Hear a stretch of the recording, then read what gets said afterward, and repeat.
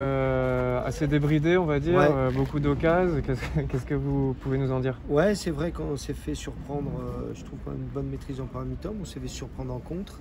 Donc c'est un domaine où il va falloir qu'on soit plus vigilant. Après, on a eu pareil des poteaux, on a eu des grosses occasions. Un peu plus équilibré en deuxième mi-temps et puis on a vu des buts. Au moins, il y a du spectacle pour les gens de Tarbes.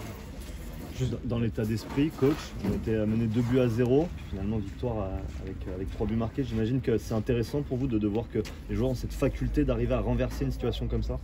Oui, surtout là, il ne faut jamais, encore plus sur les matchs amicaux, c'est plus une séance de travail, donc fallait pas s'affoler, mais à 2-0, ça pique un petit peu quand même. Les joueurs ont de l'orgueil, donc on a bien réagi, puis on a continué après à monter en puissance, et puis on remercie l'équipe de Pau, parce qu'à chaque fois c'est des bonnes et difficiles confrontations, mais toujours dans un super état d'esprit. On voulait aussi voir les nouveaux visages du TFC. Je pense à Rasmus Nicolaisen qui a fait ses premières minutes, Logan Costa, Ratao aussi. Qu'est-ce que vous avez pensé de leur prestation à tous ces recrues? Ouais, c'est des joueurs, justement, ce match-là était vraiment pour les intégrer dans le collectif, parce que ils ont déjà commencé à travailler avec nous, mais pas en compétition. Donc c'est important qu'ils se mettent dans la compétition avec l'équipe. Donc je trouve que l'intégration, alors il y a quand même quelques imperfections, heureusement, mais dans l'état d'esprit, ils se sont bien mis dans le moule. On a vu aussi des jeunes, je pense à Tousgar, à Nahir, qui sont rentrés à la récupération.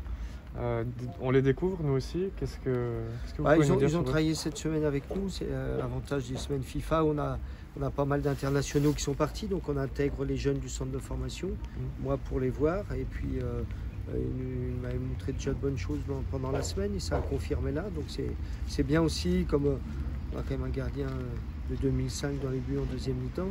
Donc c'est bien aussi que les jeunes voient ce que c'est que le niveau pro.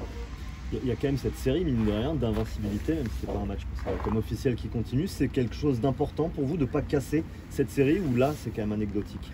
Alors c'est anecdotique, mais c'est des bonnes habitudes à prendre, parce que même perdre un match amical, c'est pas grave, mais c'est perdu quand même, on le ressent comme ça. Donc le fait de continuer à ne pas perdre, je dirais que c'est un bon entraînement. Un petit mot sur le programme maintenant. Il va y avoir des petites vacances.